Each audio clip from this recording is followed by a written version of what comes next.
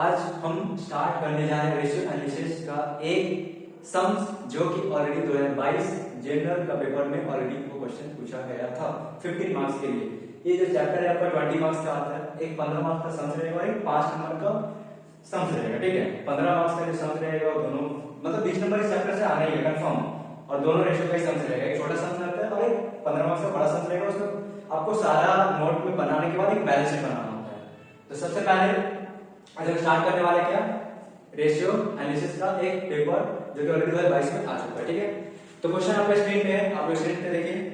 इसमें दिया गया है कि from the following particulars prepare summarised balance sheet, यानी कि छोटा करके एक बैलेंस शीट बनाना है एज ऑन 21 दिसंबर 2021। ठीक है, इसमें सबसे पहले जो इंफॉर्मेशन दिया हुआ है मेरे पास दिया non current assets to network. Non current assets to network 0.8:1। ठीक है, करेंट रेशियो दिया हुआ 3:1 का रेशियो है। Reserve including properties fund, properties fund का मतलब होता है नेटवर्क या फिर इसको शेयर होल्डर फंड भी बोल सकते हैं। उसके बाद ये asset cash ratio 3:2। Non current assets का बैलेंस दिया हुआ 16 lakh. Cash and bank balance का भी अमाउंट दिया हुआ 30,000 एंड करेंट लायबिलिटीज का भी बैलेंस हम लोग को गिवन दिया। मतलब इसमें कुछ था ही नहीं, मतलब A to Z सारा कुछ गिवन ही कर दिया, सब कुछ दे ही दिया है। उसके बाद लास्ट में लिखा the firm has no bank overdraft. तब सम से स्टार्ट करने जा रहे हैं, जो क्वेश्चन आपको स्क्रीन पे दिख रहा था वही हम लोग स्टार्ट करने जा रहे हैं सम्स। ठीक है, सबसे पहले इसमें दिया non current asset to network. ठीक है, नंबर 1 ऐसा हम लोग हेडिंग करते जाएंगे नंबर 1 2 3 4, ताकि हम लोग को इजी हम लोग बैलेंस शीट उसको बनाएंगे तो वहां पे नंबर दे पाए। ठीक है, कि हां यहां से ये है वहां से वो है नोट नंबर में। नंबर 1 क्या बोल रहा है, नॉन करेंट एसेट, इसको हम लोग फिक्स्ड एसेट बोल सकते हैं। हम लोग क्या करते हैं फिक्स्ड एसेट और क्या बोलते हैं आपको नॉन करेंट एसेट और करेंट एसेट, दो तरह का हम लोग एसेट बनता है। तो नॉन करेंट एसेट में क्या आ सकता है फिक्स्ड एसेट, तो इसको हम नॉन करेंट एसेट को फिक्स्ड एसेट भी बोल सकते हैं। Non current assets divided by क्या बोल रहे हैं नेट वर्थ।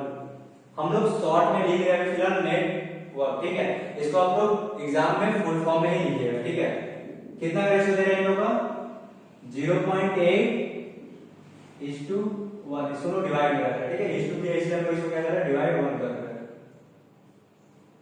अच्छा, अब देखिए नॉन करेंट एसेट्स हम लोग इसको फिक्स्ड एसेट भी बोल सकते हैं, और नेटवर्क और नहीं बोले तो ठीक है इसके हिसाब से सॉल्व करते हैं। यहां पे देखिए हम लोग क्वेश्चन में already given the non current assets का बैलेंस दिया हुआ 16 लाख।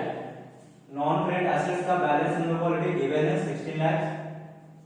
ये बहुत ही इजी क्वेश्चन दिया था 2022 का जनरल पेपर में। डिवाइडेड बाय नेटवर्क में लोगों को पता करना है क्योंकि यहाँ पे दिया हुआ नहीं है 0.8/1। अब इसको क्रॉस मल्टीप्लाई करेंगे, यहाँ से हमको नेटवर्क मिल जाएगा। ठीक है, नेटवर्क का मतलब क्या होगा अभी हमको पता है, प्रोप्राइटरीज फंड भी बोल सकते हैं, शेयर होल्डर फंड भी बोल सकते हैं, जिसमें equity share capital, reserve and surplus, preference share, ये सब आता है। ठीक है, ये तीन ही आते हैं। तो इसको अगर इनटू करेंगे हम 0.8 नेटवर्क क्रॉस मल्टीप्लाई कर रहे हैं, यहां से क्रॉस मल्टीप्लाई। ठीक है, इक्वल टू 16 लाख। अब इसमें से क्या करना है network equal to 16 lakh divided by 0.8। अब इसको कैलकुलेट करेंगे तो नेटवर्क का कितना आ जाएगा देखते हैं। नेटवर्क इक्वल टू रुपीज ऐसे कितना आ रहा है 16 लाख डिवाइडेड बाय 0.8 यानी कि 20 लाख। इसका नेटवर्क कितना का आ जा रहा है 20 लाख कैसे नेटवर्क आ जा रहा है। ठीक है, मैंने सबसे पहला काम कर लिया है। फिर नंबर 2 क्या बोल रहा है करेंट रेशियो। नंबर 2 यहीं पे निकालते हैं करेंट रेशियो। इसका फॉर्मूला आपको पहला वाला वीडियो में बताया है, अगर आप लोग मेरा पहला वीडियो नहीं देखे तो हम आपको डिस्क्रिप्शन में लिंक दे देंगे, आप लोग वहां से जाके पहला वीडियो देख लीजिएगा। ठीक है, और बिना पहला वीडियो देखे आप ये सम्स नहीं कर सकते हैं, भले ये सम्स कितना ही इजी क्यों ना दिया हो।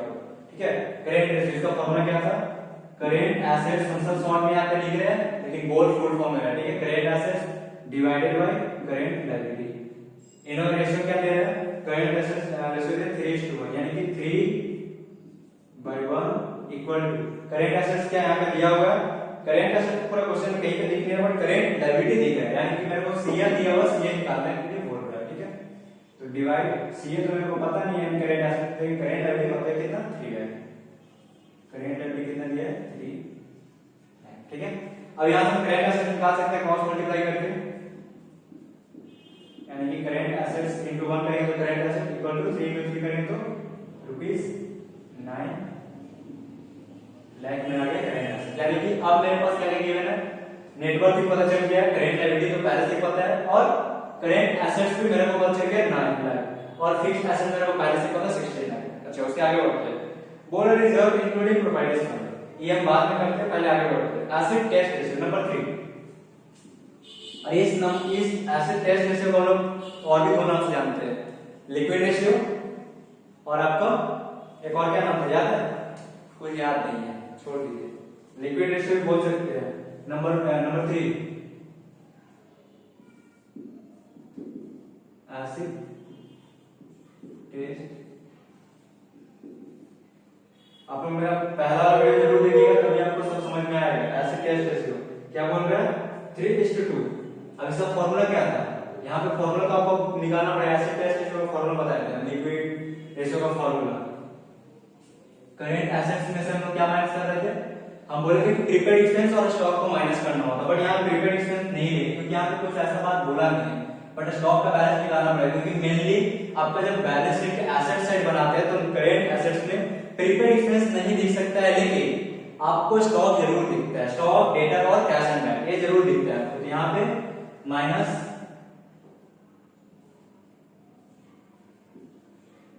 स्टॉक डिवाइडेड बाय क्या कर रहे थे, करेंट लायबिलिटी में से क्या माइनस कर रहे थे, bank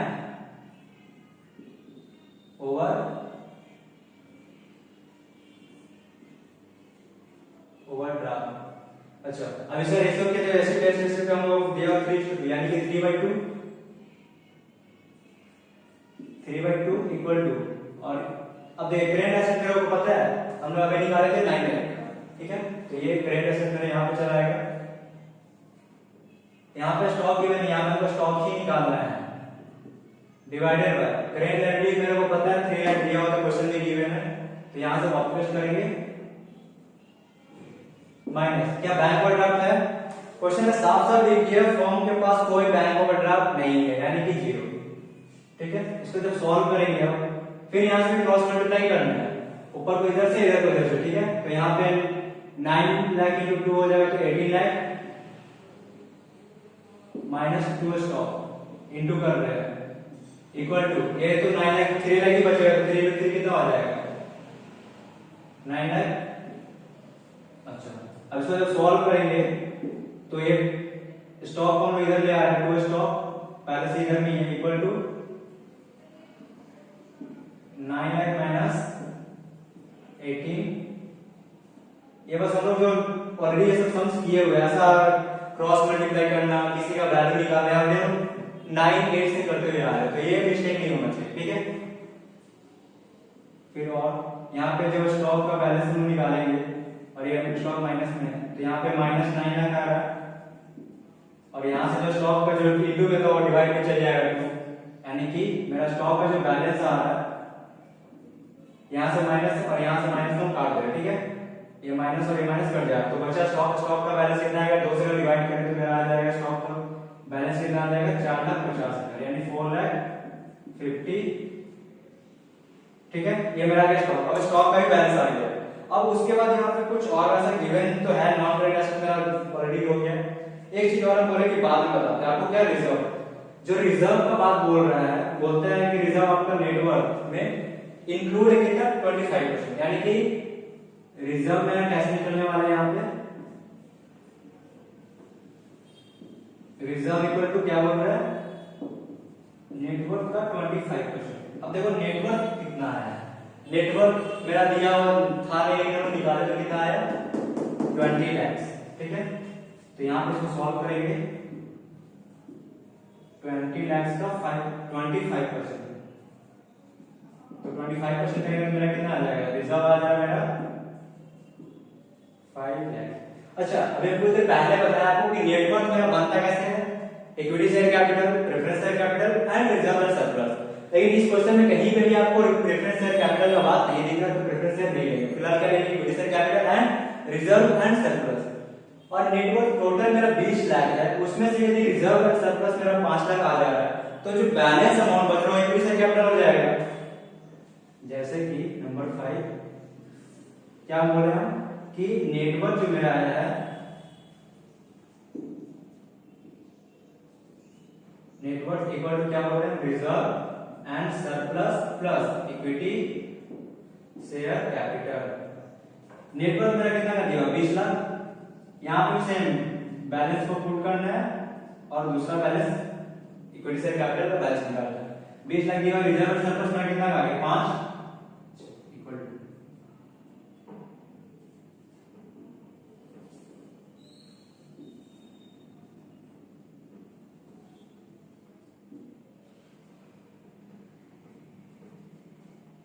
plus equity share capital. अब इसको कैलकुलेट कर लेंगे तो मेरा आ जाएगा equity share capital equal to, अगर ये इधर से प्लस में इधर से इस तरफ से इक्वल टू इधर लाएंगे तो माइनस में हो जाएगा, यानी 20 लाख से फायदा को माइनस कर लेंगे तो मेरा रिजर्व तो मेरा फायदा खा गया, इक्विटी शेयर कैपिटल कितना हो जाएगा, 15 लाख का।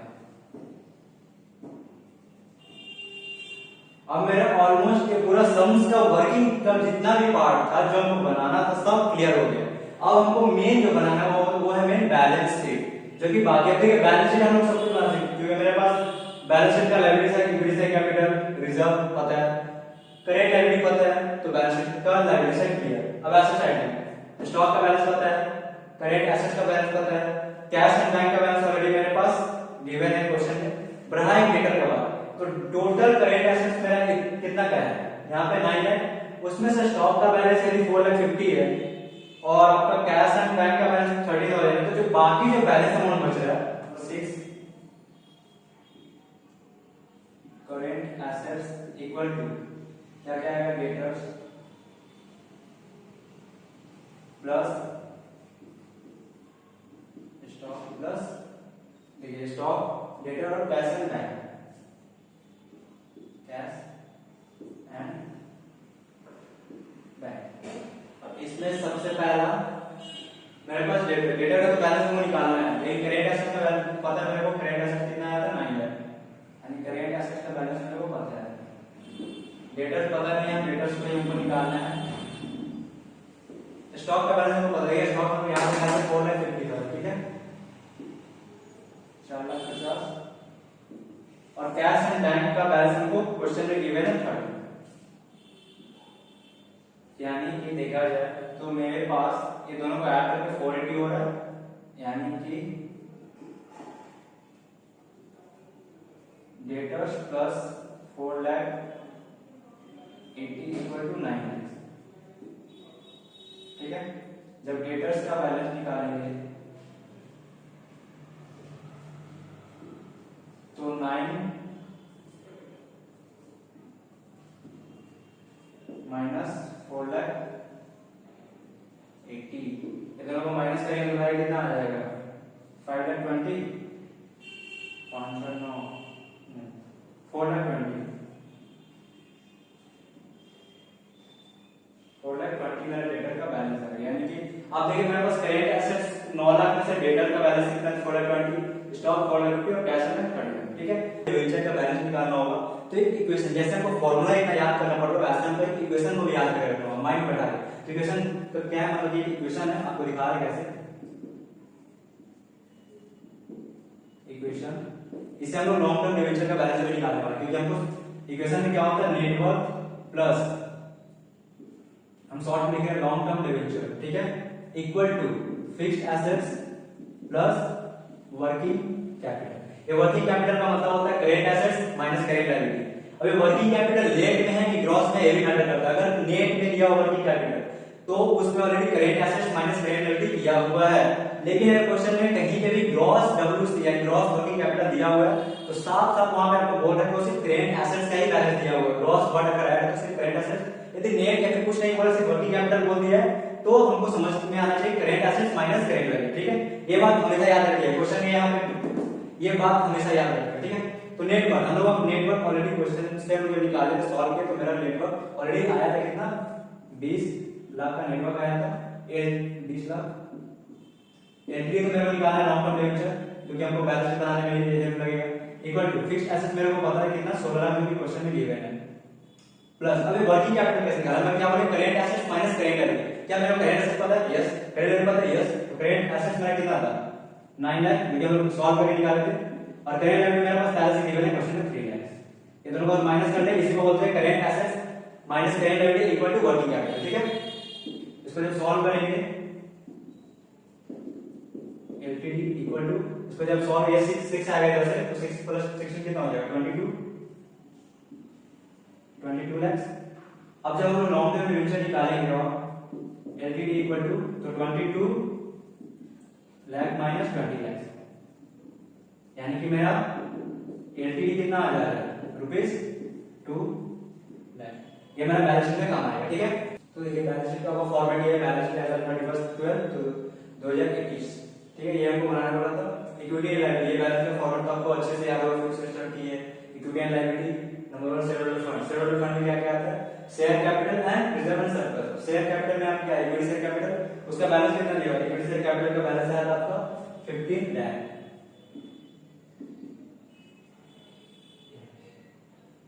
इक्विटी शेयर कैपिटल का बैलेंस आया था 15 लाख, और जो आपका रिजर्व एंड सरप्लस का होता 5 लाख, टोटल 20 लाख का नेटवर्क, उसमें से 15 और 5 बढ़ गया। नॉन करेंट लायबिलिटी, जो लॉन्ग टर्म डिवेंचर था, जो हम लोग इक्वेशन बना के निकाले थे 2 लाख का, ठीक है, 2 लाख का इक्वेशन बना के, ठीक है। उसके बाद करेंट लायबिलिटी, करेंट लायबिलिटी हम लोग को दिया होता है क्वेश्चन में गिवन था कितना का 3 लाख का। उसके बाद टोटल करना है, तो इसको ऐड कर देना है, तो इसको ऐड करना है, रुकिए ऐड आप करेंगे पहले इसको।